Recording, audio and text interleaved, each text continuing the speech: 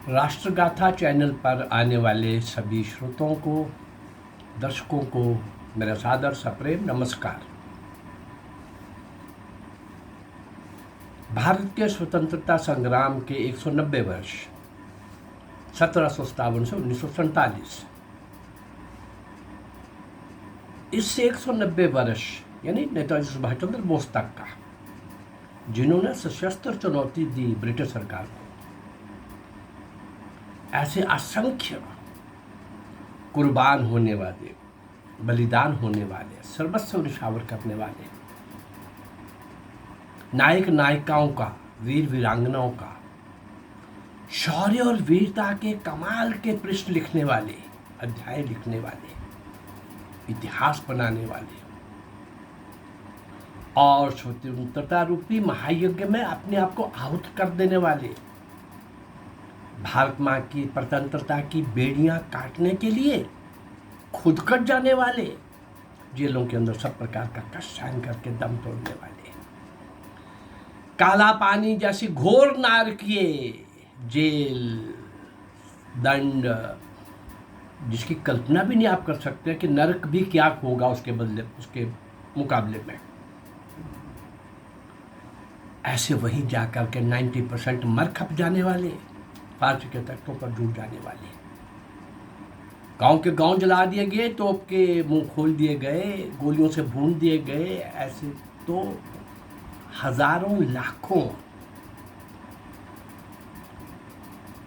है। लेकिन इस चैनल के माध्यम से मैं उन ऐसे महापुरुषों को, पूर्वजों को, वीर वीरांगनाओं को, नायक नायिकाओं को सामने ला रहा हूं, जिन्होंने आजादी के लिए सब कुछ निछावर किया, भरी जवानी, सब कुछ। उनको इतिहास में कहीं दिखाया ही नहीं गया, उनका परिचय तक नहीं होने दिया गया। उनका योगदान, उनकी कुर्बानी, वो मौन तपस्वी लोग, वो नीम के पत्थर जिनके ऊपर ये स्वतंत्रता रूपी महल खड़ा हुआ, उनका नाम कहीं नहीं। और क्या बताया गया? आज़ादी नेहरू और गांधी ने लेके दी, जिन्होंने एक लाठी नहीं खाई। जेलें भी वीआईपीज थी, सेक्रेटरीज मिले हुए थे सब प्रकार के कामों के लिए, बुक्स लिखते थे अंदर। इतना ही नहीं, जेल कब जाना है और कब बाहर आना है ये तय होता था, और सत्याग्रह से उनको फर्क कोई नहीं पड़ता था। कांग्रेस ने आजादी लेके दी, ये उससे भी बड़ा मजाक था। कांग्रेस को बनाने वाला, खड़ा करने वाला, इटावा का कलेक्टर, अंग्रेज सर ए.ओ. ह्यूम, पहले 15 प्रेसिडेंट कांग्रेस के अंग्रेज, और 1910 में भी जब वीर सावरकर को 2 जन्म का काला पानी का दंड घोषित हुआ, तो उस समय भी अंग्रेज कांग्रेस का प्रेसिडेंट था और ब्रिटिश गवर्नमेंट का सेक्रेटरी था। कांग्रेस ने आज़ादी लेके दी, बहुत बड़ा मजाक। नेहरू और गांधी ने लेके दी, बहुत बड़ा मजाक। पर जिन लोगों ने वास्तव में निष्काम भाव से सब कुछ लुटा दिया, उनका नाम कहीं नहीं। तो उन अज्ञात अनसंग हीरोज को आपके सामने ला रहा हूं। चलिए आज उन्हीं अज्ञात असंख्य नायक नायिकाओं को, वीर वीरांगनाओं को, त्यागियों को, तपस्वियों को, बलिदानियों को, जिन्होंने सब कुछ देश की आज़ादी के लिए किया, ये 190 वर्ष का काल लिया है। उसी श्रृंखला में, उस लंबी श्रृंखला में 486, 487 वीडियोस में आप तक पहुंचा चुका हूं असंख्य अज्ञात नायक नायिकाओं की, स्वतंत्रता सेनानियों की। आज एक नाम और उन्हीं अज्ञात कुर्बान होने वाले, बलिदान होने वाले, देश के लिए सर्वस्व लुटाने वाले, उस पंक्ति श्रृंखला में जिनका नाम जुड़ रहा है, श्री वैद्य लेखराम जी। श्री वैद्य लेखराम जी, कमाल का व्यक्तित्व भाई, कितना गहरा व्यक्तित्व रहा होगा। अपने जीवन में कितने मोर्चों पर किस किस तरह से वो काम कर रहे थे आज़ादी के लिए। और उनका आखिरी वाक्य भी सुन करके बड़ा रोमांच होगा, आपको आनंद आएगा आपको। श्री वैद्य लेखराम जी, हाँ, महान क्रांतिकारी यशपाल के सामने, इस महान क्रांतिकारी यशपाल जो साहित्यकार भी था लेकिन विलक्षण क्रांतिकारी था, उनके कई एपिसोड भी दे चुका हूँ और कई क्रांतिकारियों के साथ एपिसोड्स के अंदर जैसे चंद्रशेखर जी हर जगह नजर आएंगे वैसे यशपाल जी भी नजर आएंगे। इस महान क्रांतिकारी यशपाल के सामने समस्या ये थी कि दिल्ली और लाहौर छोड़कर कोई ऐसा स्थान चुनना चाहिए जहां बम बनाने का कारखाना शुरू किया जा सके। इस समस्या से जुड़ी हुई समस्या और भी थी एक भाई, ये भी थी कि कोई ऐसा व्यक्ति मिलना चाहिए जो इस जोखिम भरे काम में सहायक और भरोसेमंद सिद्ध हो सके। काम ऐसा था। उन्होंने अपने क्रांतिकारी साथी भगवती चरण के सामने अपनी ये समस्या रखी। भगवती चरण ने दिमाग लगाया, नजर घुमाई, तो उन्होंने तुरंत एक हल दे दिया यशपाल को। जो भगवती चरण ने कहा कि मुझे तो हल मिल गया। वो क्या भाई? यशपाल ने पूछा। तो बोले भगवती चरण, रोहतक में लेखराम नाम का मेरा एक मित्र है। उसने लाहौर के आयुर्वेदिक कॉलेज से वैदिक की परीक्षा पास की है और इस समय रोहतक में वैद्य के धंधे में काफी प्रतिष्ठित हो चुका है। मेरा विश्वास है कि हमारे साथ इस काम में उसका हमें सहयोग मिलेगा, तैयार हो जाएगा वो। यशपाल ने स्वाभाविक रूप से अपनी शंका व्यक्त करते हुए कहा, भाई क्या आपने उसको परख लिया है? परखा हुआ है वो? लेखराम हमारे गोपनीय काम में अंत तक साथ दे सकेंगे? उत्तर मिला, हाँ। लेखराम को जितना नजदीक से मैंने देखा है, जितना मैं उनको समझता हूँ, बहुत गहरे व्यक्ति हैं, बहुत समझदार हैं और क्रांतिकारियों के साथ पूरी सिंपैथी रखते हैं और इस विचार के हैं कि अंग्रेजों को सशस्त्र चुनौती से ही हिलाया जा सकेगा, वरना नहीं। ऐसे व्यक्ति हैं वो। तो बात यशपाल जी ने मान ली और रोहतक में यहीं पर बैठे बैठे दोनों ने, रोहतक में थे वो वैद्य जी, रोहतक में मसाला बनाने का कारखाना, बम का मसाला बनाने का कारखाना शुरू करने का विचार हो गया। अब मसाला बनाने की सामग्री थोड़ी थोड़ी करके अलग अलग स्थानों से खरीदी गई, जिससे किसी को भी संदेह ना हो। सामग्री खरीद चुकने पर भगवती चरण एक दिन रोहतक चले गए और अपने साथ वैद्य लेखराम को लिया और दिल्ली चले गए। भगवती चरण ने दिल्ली में एक मकान किराए पर ले रखा था। वैद्य लेखराम ने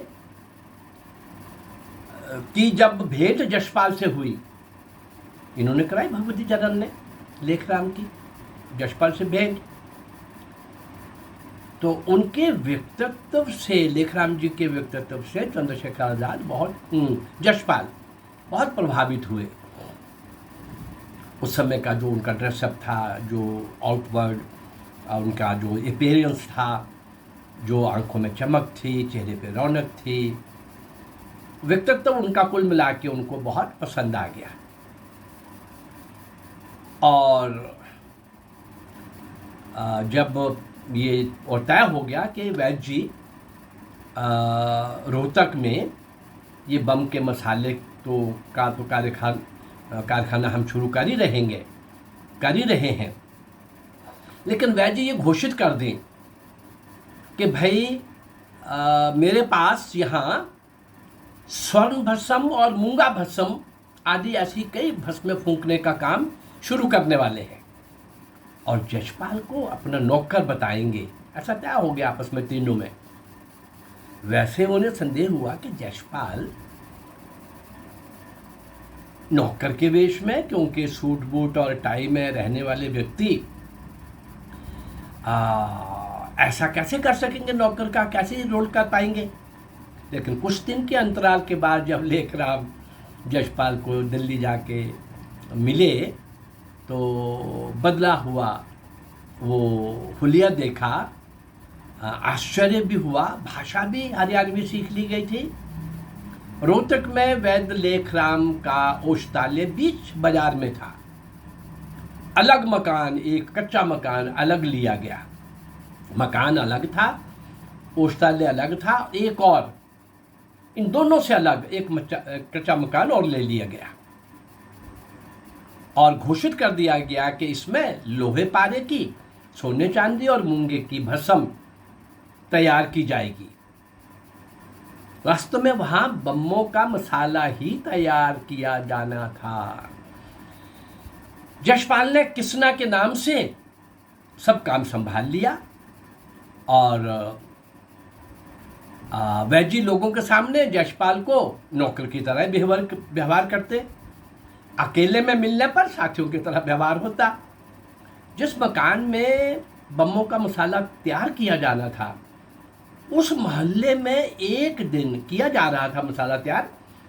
एक दिन पुलिस की सरगर्मी देखी गई, लेकिन कई बार वो चोर को दो दिखते हैं। मुझे इमरजेंसी का अनुभव है, पुलिस वाला कहीं और भी जाता था तो मेरे वारंट थे मिसा के, तो लगता था कि वो मेरी तरफ ही आ रहा है। ऐसा होता है। सरगर्मी देखी गई तो बड़ी जल्दी से इन लोगों ने अपना सामान इधर उधर संभाल कर और दोनों भाग गए, यशपाल जी भी और वैद्य लेखराम जी भी। लेखराम की पत्नी को चिंता हो गई कि कहाँ पहुँच गए ये लोग, कहीं पुलिस के कब्जे में तो नहीं है। स्वाभाविक है ये भी। 2 दिन के बाद मालूम पड़ा कि पुलिस किसी और को पकड़ने आई थी उस मोहल्ले में। कारखाने में बमों का मसाला बनाने का काम फिर शुरू हो गया। लेखराम अपने औषधालय की सारी कमाई इस कारखाने के लिए बमों का मसाला जहाँ तैयार हो रहा था वो दे रहे थे। पत्नी को शक हुआ कि सारी कमाई दे रहे हैं, वह किसी के चक्कर में तो नहीं कहीं ये फंस गया। महिला को ये भी शक स्वाभाविक रूप से हो जाता है। रोहतक में कारखाने में बमों का मसाला तैयार हो रहा था। तैयार किया गया मसाला वो बमों में भरने के लिए विभिन्न केंद्रों में भेज दिया गया। ये मसाला उन बमों में भी भरा गया जो वायसराय लॉर्ड इरविन की ट्रेन को उड़ाने के लिए पटरियों के नीचे रखे गए थे। इस बीच चंद्रशेखर आजाद ने दिल्ली के गाडोदिया स्टोर पर धावा बोलने की एक योजना बना डाली। इस स्टोर पर धावा बोलने का काम और चंद्रशेखर जी के साथ मैंने कई बार आप लोगों के सामने रखा है। शस्त्र खरीदने थे और पैसा लूट करके और शस्त्र खरीदने थे, वहाँ भी शस्त्र थे वो भी लेने थे, वो एक अलग घटना है। लेकिन ये योजना बना डाली इसी बीच में। अब भरोसे का आदमी होने के कारण वैद्य लेखराम जी को भी अपने इस अभियान में शामिल कर लिया और लेखराम को मोटर चलाना सिखा दिया। पूरी पार्टी एक कार में बैठकर वहां पहुंच गई। घटना स्थल से कुछ दूर स्टार्ट हालत में कार खड़ी रखी गई। काम हो जाने पर चंद्रशेखर आजाद और उनके सारे मित्र आ गए और हिंदू कॉलेज के हॉस्टल में चले गए। अभियान सफल हुआ और पकड़ा भी कोई नहीं गया। वैसे तो चंद्रशेखर आजाद स्वयं एक अच्छे ड्राइवर थे, पर उस दिन कार चलाने का दायित्व लेखराम जी को सौंपा गया। कुछ अंतराल के बाद वैद्य लेखराम जी पकड़े गए, गिरफ्तार हो गए। जेल की हवा खानी पड़ी। जेल में जो यातनाएं थीं उनकी आप कल्पना कर सकते हो, और ऐसा इम्पोर्टेंट आदमी उनके हाथ में लगा था। पर अभी इनके बारे में ये नहीं पता था कि भाई ये कोई क्रांतिकारियों के साथ उस प्रकार से वो कहते भाई मुझे नहीं पता था। मुझे वो कहते थे तो मैं तो अपनी भस्म तैयार कर रहा था, कुछ भस्म भी वहाँ तैयार करके रखी गई थी। तो भाई वो जो दूसरे थे वो अगर हो सकता है किसी के साथ मिल करके कुछ ऐसा कर रहे हो, तो मुझे तो नहीं पता है भाई। हाँ, उस जेल की हवा जो खानी पड़ी उसके अंदर जो कुछ भी घटित हुआ उनके साथ, उनको चूंकि उनके सामने कोई मर्डर का नहीं था, कोई और बड़ा संगीन आरोप अभी उनके ऊपर नहीं था, तो उनको मुक्त कर दिया गया 3 साल के बाद। मुक्त होने के बाद जो कुछ उन्होंने कहा, छोटी सी पंक्ति है। क्या कहा? ये कहा कि अगर मैं गिरफ्तार होकर जेल की हवा ना खाता और जेल का ये अनुभव मुझे ना होता, तो मैं इस पुरस्कार के बिना जीवन का आनंद मेरा अधूरा रह जाता। इसके बिना तो मुझे लगता कि मैंने कुछ नहीं किया। अब जो मेरे साथी जेल जाते हैं उनके साथ क्या क्या होता है उसका भी मुझे अनुभव हो गया है। वैद्य लेखराम जी और शक्ति के साथ, भक्ति के साथ, आस्था के साथ, निष्ठा के साथ और नशे और जुनून के साथ देश की स्वतंत्रता के लिए लग गए। ऐसे जीवन भर काम करने वाले, स्वतंत्रता संग्राम के लिए जान हथेली पर रखकर 24 घंटे उसी के लिए समर्पित, घर परिवार चलाते हुए काम करने वाले, ऐसे सब महान अज्ञात क्रांतिकारियों को जिनका इतिहास में कहीं नाम नहीं आया, आज श्री वैद्य लेखराम जी को मैंने आपके सामने रखा। अच्छे वैद्य थे, अपनी कमाई कर रहे थे, लेकिन अपनी कमाई क्रांतिकारियों को उस कारखाने में, बमों के मसाला बनाने के कारखाने में जा रही थी। ये सब करने वाले ऐसे एक नहीं भाई, देश विदेश में भारत माँ की स्वतंत्रता के लिए प्रचार प्रसार करने वाले, शस्त्र खरीदने वाले, शस्त्रों के लिए धन संग्रह करने वाले, कामागाटा मारू याद होगा, वो गदर पार्टी याद होगी, वो रास बिहारी बोस याद होंगे, वो सुभाष चंद्र बोस याद होंगे।